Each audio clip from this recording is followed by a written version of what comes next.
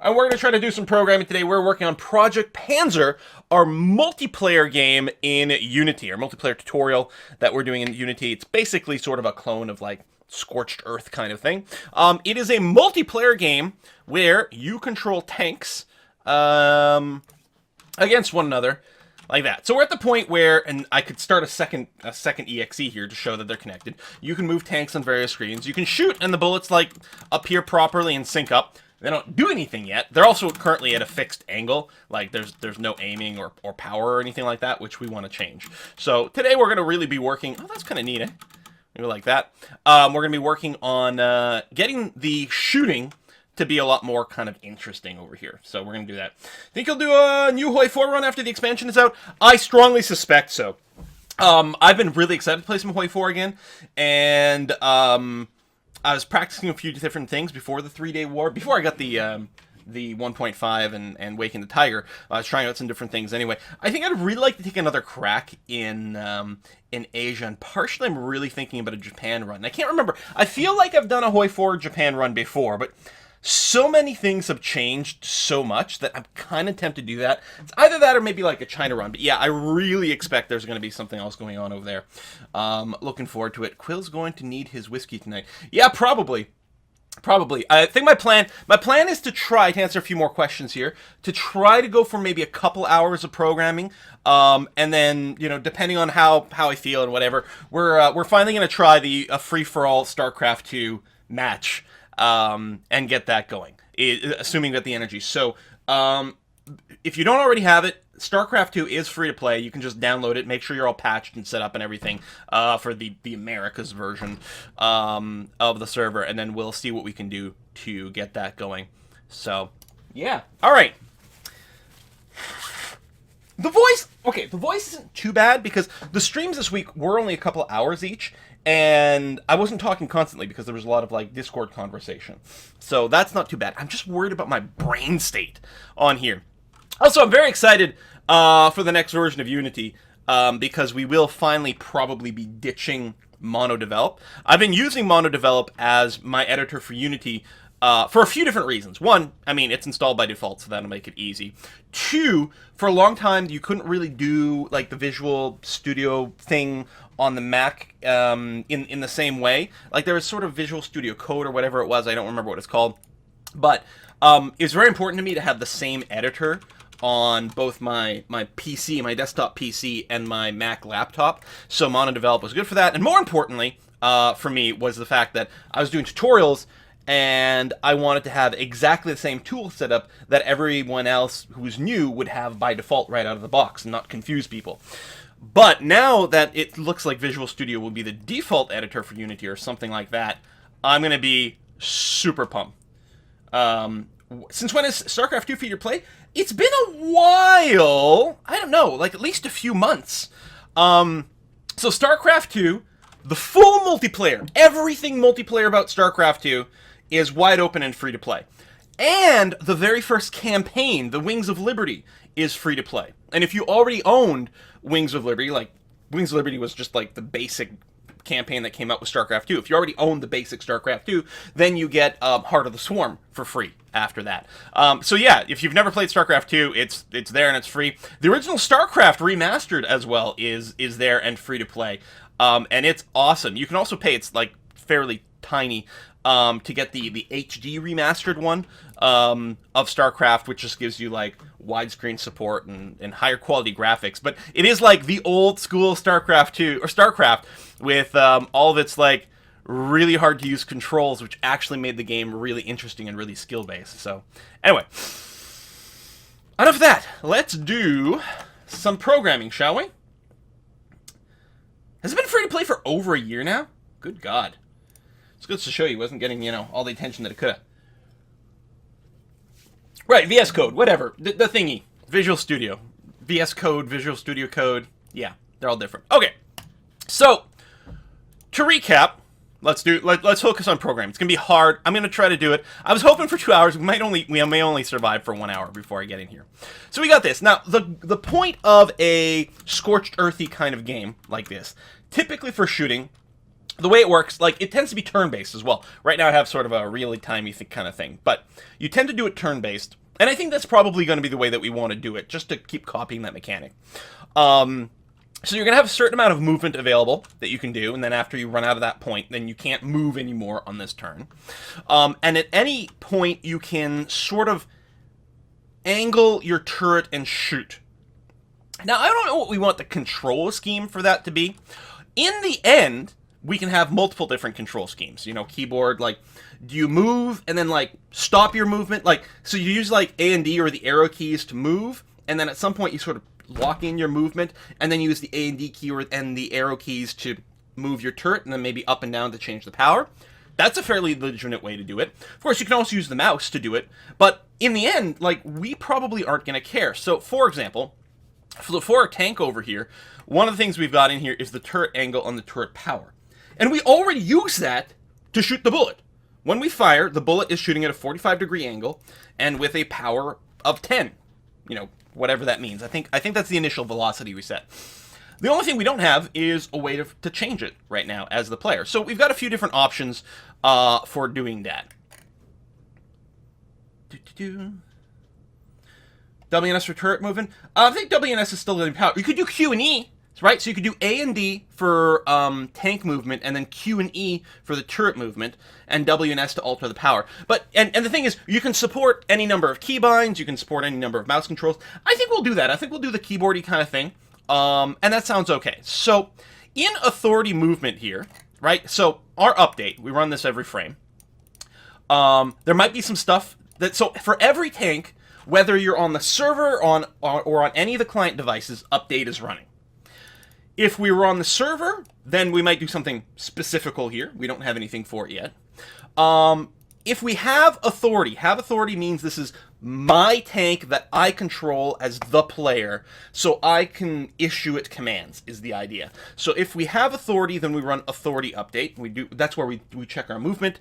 And then other than that, we also do some, if we don't have authority, so if this tank that we're looking at right now actually belongs to another player, then we still do some things here because we have gotten information from the server about where the tank should actually be, and we're trying to smoothly move where we see this player's tank to match where the player says this tank is in sort of a smooth and sexy way, which we could probably tune even more, but it works right now, so it's good.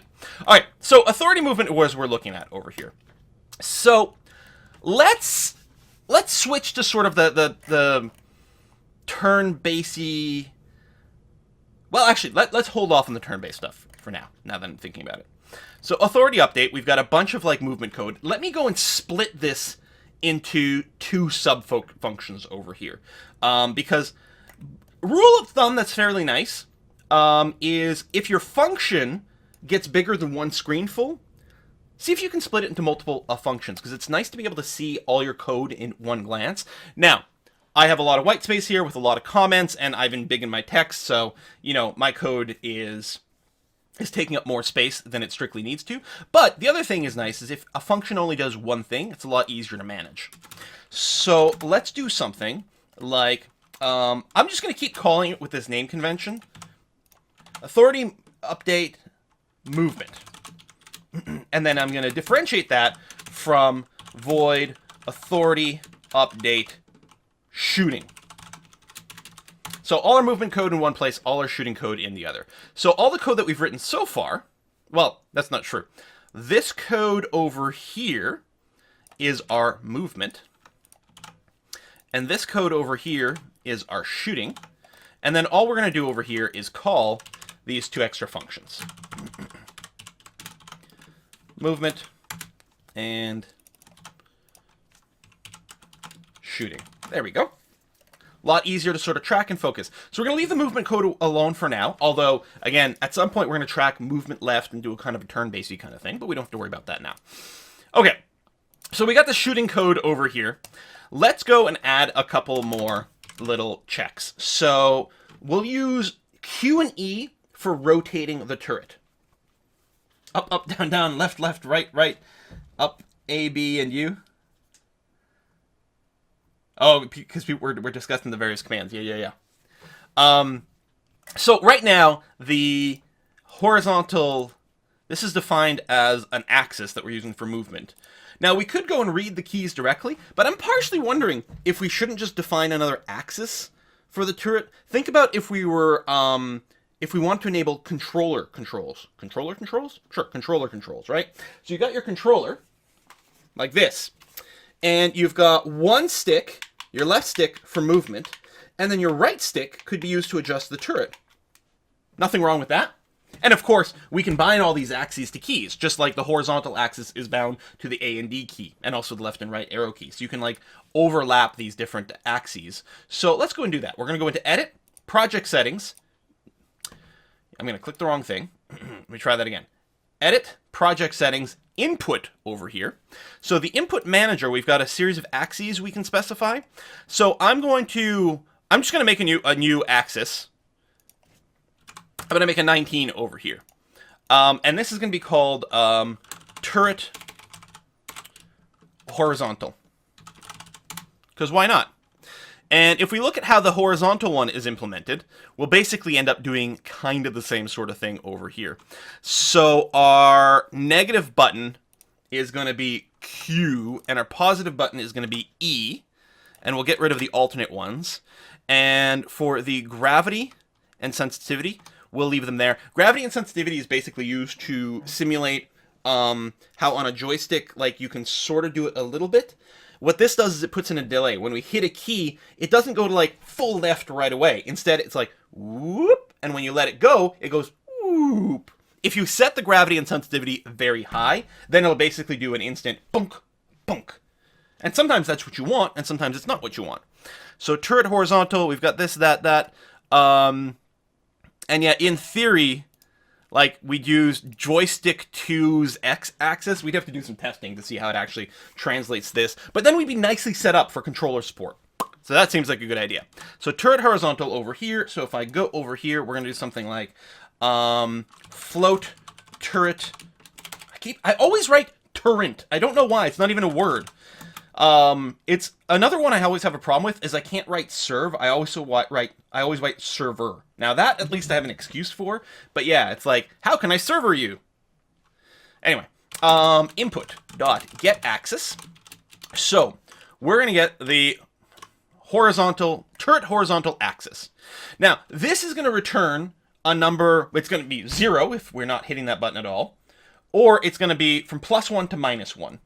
Now, we probably still need to do some sort of modification here, because you've got to remember there's different frame rates that are going on. So this is running every frame. So if we add like 1 degree to the turret movement every frame, and you're running 100 frames a second, that's going to go very quickly to one side. Or if you're running only at 30 frames a second because your computer is slower, or you're on a console, then it's going to take longer to move. And that, we want consistency. So we're still going to multiply it by time.delta time. And what I'm going to do is I'm going to have a variable for turret speed, so we can use this to tune how quickly we want the turret to go back and forth. And this could be the sort of thing that we can provide as a customization in the option screen, right? Like, how sensitive do you want your turret movement to be? Because maybe you're finding it's going too fast and you really need more fine control. Maybe you can hold shift to make smaller changes. Oh, we could do that. So let's set the turret speed. So this is going to be the number of degrees per second you can sweep. So probably, let's call it something like 90. So this is degrees per second, right? Because we're multiplying by time.delta time. So that's what's happening here. So from 1 second, you can go from up top to the side. I suspect this is going to feel maybe a little too slow, but it might be just fine. And yeah, let's do something like, we could do something like if you hold shift, it goes smaller. Hell, we could do that for both of the movements, right? If input.getKeyDown, keycode.shift, I guess we probably want to do either one. Or we want get key. Get key down just checks to see if this key was pressed down this frame for the first time. Like, did someone just push it down? Whereas get key returns true or false whether something is being held down. So if you're holding down either of the shift buttons, then what we're going to do is we're going to take movement and we're going to multiply it by 0.1.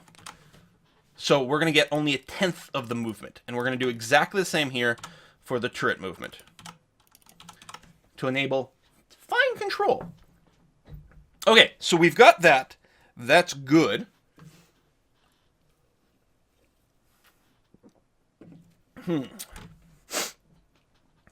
Let's see. At some point we're gonna have to change the graphics, and we're gonna have to send that information over the network. And I'm trying to think about the best way to do that, but that'll come later. So now we have a way to change the turret angle. Oh, well, no, because turret angle is going to be equal to the current turret angle plus turret movement. But we want to keep it between... So if we say 0 degrees is straight up, which actually I'm not sure if that's how it's tuned, but let's assume 0 degrees is straight up, and then we're going to want from -90 to +90. That's how we're going to want to limit things. So what we'll do is we'll use mathf.clamp, give them the clamps. So we pass a value in there, and we say the minimum is -90, and the maximum is +90, like that. For symmetry, part of me really wants to just write this. And you can, but we'll just do that, because that's way more consistent. So there you go. So we're going to add the movement to the turret angle, and we're going to clamp it between +90 and -90 over here. So what I'm going to do now is I am going to get our local turret visual to match this. It's not going to be sent over the network yet, but that's going to be okay. So, for example, right here, this is where we animate this generic update over here. This is for everyone, no matter if you own the object or you don't, we're going to do something here. And what's going to happen here is we're going to make our local turret have the right animation for this. So what we really need is we need a reference to the transform of the turret graphics. Okay? Like this. So then in our tank, compile, thank you. If we drop our tank into the world just so that we can see it nicely. Oh, okay. No, stay zoomed in. That was fine. We have a game object here, which is our turret. It's also our bullet spawn point.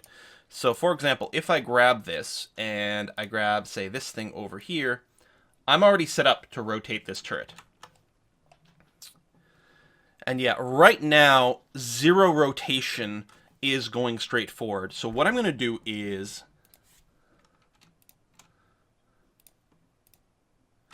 Well, there's a couple of things I can do. I mean, we could keep 0 here, and we're going to be rotating through the Y. Not the Y, the Z. I suppose I can go from 0 to 180. That actually might be the easiest thing to do. What I was going to do is I was going to change how the visuals are set up so that 0 is straight up. So we're going to change it. 0 is straight forward, 180 is straight back. So all we're going to do is change the clamping thing. So the minimum is 0, and the maximum is 180. That's fine. Okay, so still, with our tank, so we got... I'm going to rename this game object here. Instead of being called game object, I'm going to call it turret pivot. Because that's really what this is. This is the point at which the turret pivots. Okay? So in our base tank, I've got, in our tank script, I've got turret graphics. I'm going to rename this variable to turret pivot. Because I think that's much more descriptive of what's going on.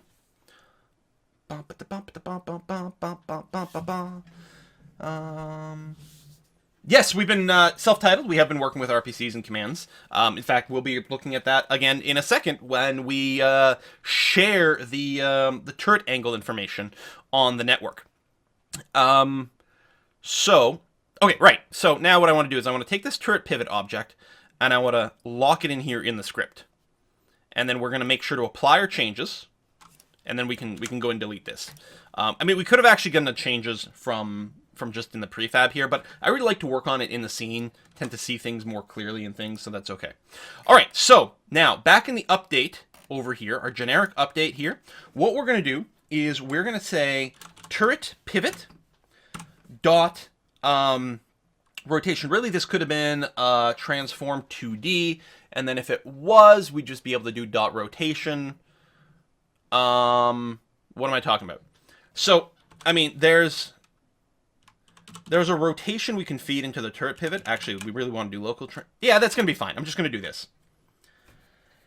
If you're working with the transform 2D, then there's just a dot angle that you can set directly. This, I'm technically working with the 3D version of the transform. They're sort of the same. They overlap one another, so it doesn't actually matter. Anyway, so we're going to be setting the transform, the rotation of this pivot. And I want to use local rotation because on the off chance that the tank itself gets rotated this way,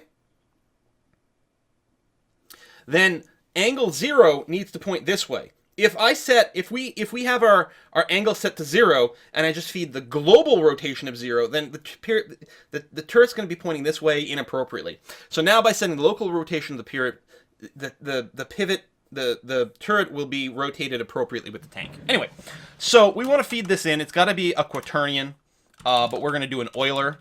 And the X is going to be 0, the Y is going to be 0. It's the Z angle, which goes through the screen, and therefore we rotate around that, that we're going to be changing. And we're just going to feed in the turret angle into that.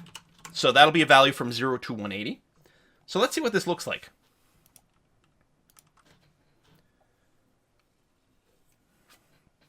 So we'll just host ourselves. First of all, it's correctly angled to the 45 degrees, which is our starting value. So if I use Q and E, I got to invert these values. But it's working. It feels a little slow.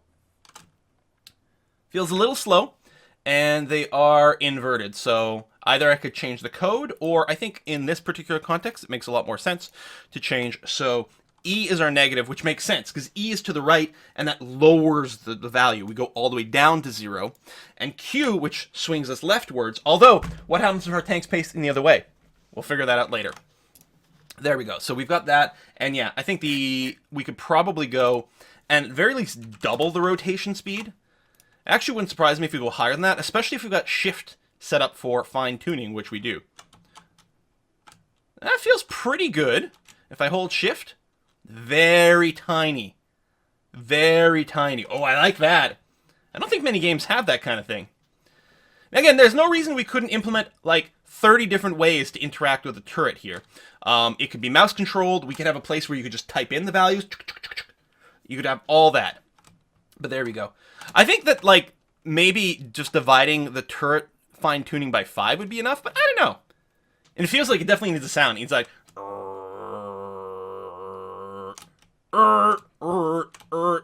It needs sounds. That's technical words. Okay, so that's good.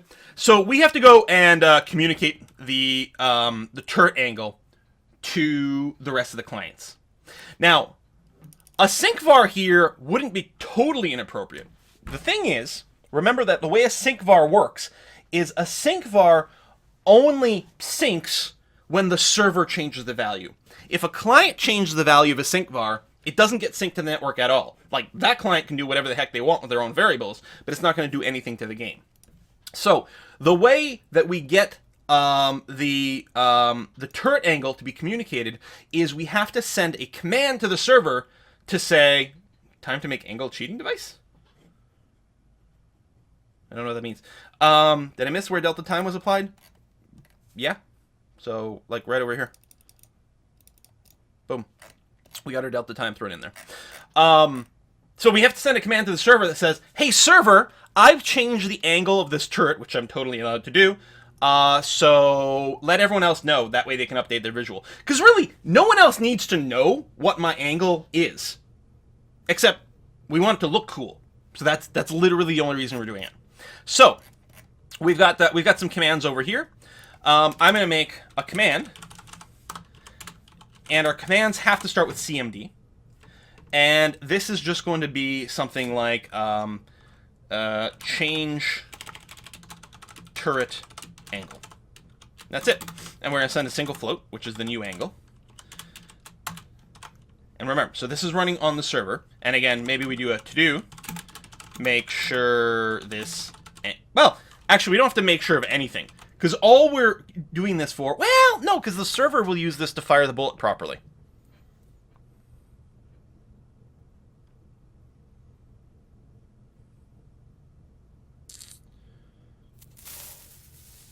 Yeah, it will. Oh. With that. Hey, 22 Sol, thank you very much. Hey, Quill, you'll be keeping me company for a bit. Bedbound for a couple weeks after being attacked. What the hell? Jeez. Just waiting to have enough money to pick up some DLCs and get some serious gaming done. Well, 22 Soul, I hope you get better soon. And I do like your plan of recovering through gaming. So, geez. Yeah, get well soon. Yeah, I mean, basically we're doing exactly the same as the command update position over here. Because the way we fire a bullet is the server is responsible for firing the bullet, and it does it based on the turret. So we do have to communicate it, at least so that the server spawns the bullet in the right place. Anyway, yeah, but it's going to be exactly the same. So what we're going to do is the command on the server, what we're going to do is we're going to set turret angle to be equal to the angle that gets sent this way. And what I am going to do is I am going to set the turret angle to be a sync var. Now, at this point, it sort of kind of doesn't have to.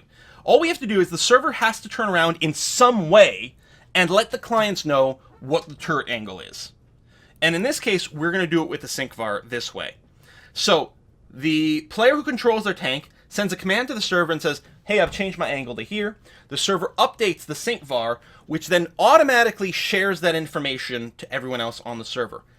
But we have to make sure that the person who actually has this turret, controls this tank, we don't override their position with the info coming from the server, because then things get really weird.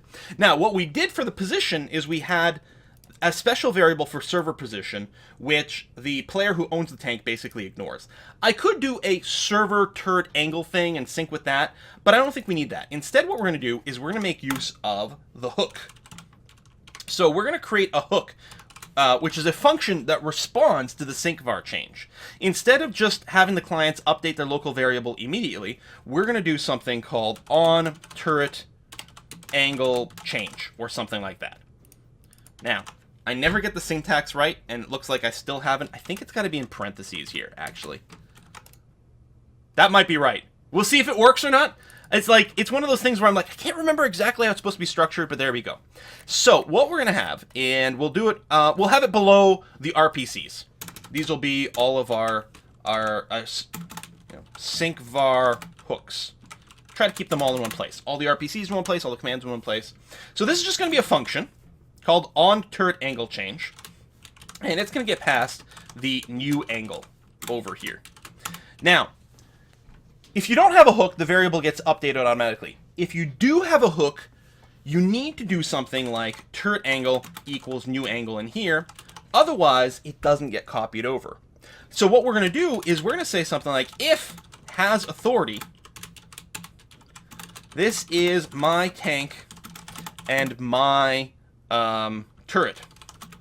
I can ignore the sync from the server. So all we're going to do is return. Because we already know what the turret angles should look like. Boom, done, done. So, first of all, I'll check to make sure that the local setup is still working, okay? So if I do this, I mean, this still looks fine.